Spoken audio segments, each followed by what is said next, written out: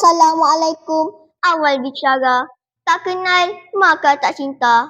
Izinkan saya memperkenalkan diri saya. Hai kawan-kawan, nama saya Muhammad Wash Afdal bin Mustafa. Saya dari SK Hitam, Batu Pahat. Kod sekolah JBA 0081. Hobi saya membaca buku dan berbasikal.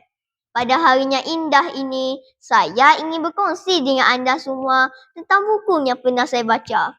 Buku ini berjudul Pembalasan Peristiwa di Langit. Buku ini mempunyai 40 muka surat dan harganya hanya RM10 saja. Buku ini mampu dibeli oleh rakan-rakan. Buku ini ditulis oleh Amr Shah. Buku ini diterbitkan pada tahun 2015 oleh Sama Publication. Buku ini mempunyai nilai keagamaan dan menjadi pilihan saya kerana ceritanya disampaikan begitu menakjubkan dan dapat menambahkan keimanan saya pada Nabi Muhammad SAW sebagai pesuruh Allah dan kehebatan kekuasaan Allah sebagai Tuhan yang kita sembah. Rakan-rakan yang dirahmati, buku ini berkisah tentang satu peristiwa yang amat luar biasa yang dialami oleh junjungan kita Nabi Muhammad SAW. Peristiwa ajaib ini dikenali sebagai peristiwa Isra' Mi'raj. Dalam peristiwa itu, Allah SWT memerintahkan Nabi Muhammad SAW supaya naik ke langit. Pada mulanya, Nabi Muhammad SAW juga berasa sangsi bagaimana baginda boleh melakukannya. Namun, setelah malaikat Jibril datang dengan membawa seekor binatang bernama burak yang akan digunakan sebagai kenderaan, barulah baginda rasa senang hati.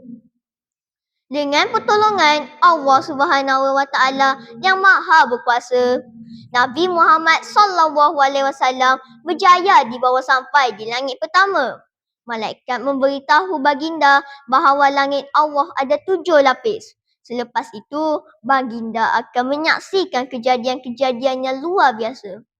Mula-mula, Nabi Muhammad SAW ternampak suatu kejadian yang menakjubkannya. Tanaman padi berbuah terlalu banyak. Namun, seorang petani menuainya. Tetapi, tanah padi keluar lebih banyak lagi. Nabi bertanya kepada malaikat, apakah maksud kejadian itu? Malaikat memberitahu, kejadian itu adalah balasan kepada orang yang suka bersedekah dan membuat amal kebajikan. Kemudian, Nabi Muhammad SAW melihat satu kejadian yang aneh. Kelihatan seorang lelaki memukul-mukul kepalanya sehingga luka parah. Lelaki itu meraung-raung kesakitan tetapi dia terus memukul-mukul kepalanya.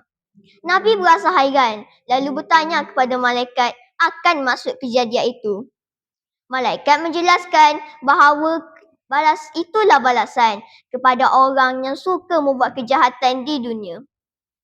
Rakan-rakan sekalian, selepas itu Nabi Muhammad SAW menyaksikan banyak lagi kejadian yang pelik dan menakutkan. Antaranya ialah seorang wanita menggunting lidahnya berkali-kali. Itulah balasan kepada orang yang suka mengumpat. Peristiwa lain ialah seorang lelaki makan bara-bara api yang merah menyala. Itulah gambaran balasan kepada orang yang suka makan rasuah dan harta anak-anak yatim. Akhirnya, Nabi Muhammad SAW sampai di langit ketujuh. Di situ, Nabi tidak lagi ditemani oleh malaikat Jibril kerana Jibril tidak layak untuk sampai ke situ. Di situ, Nabi Muhammad SAW bertemu dengan Allah SWT untuk menerima perintah solat 5 waktu setiap hari. Banyak pengajaran yang dapat kita ambil melalui buku ini. Kita hendaklah melakukan kebaikan dan jangan sekali-kali membuat kejahatan. Jika telah berbuat jahat, cepat-cepatlah bertaubat selagi mana ada hayat. Sekian sahaja daripada saya. Membaca itu amalan mulia. Amalkan ia setiap masa. Jadikan membaca budaya kita. bangsa membaca, bangsa berjaya. Wabillahi taufik wal hidayah. Assalamualaikum warahmatullahi wabarakatuh. Jumpa lagi.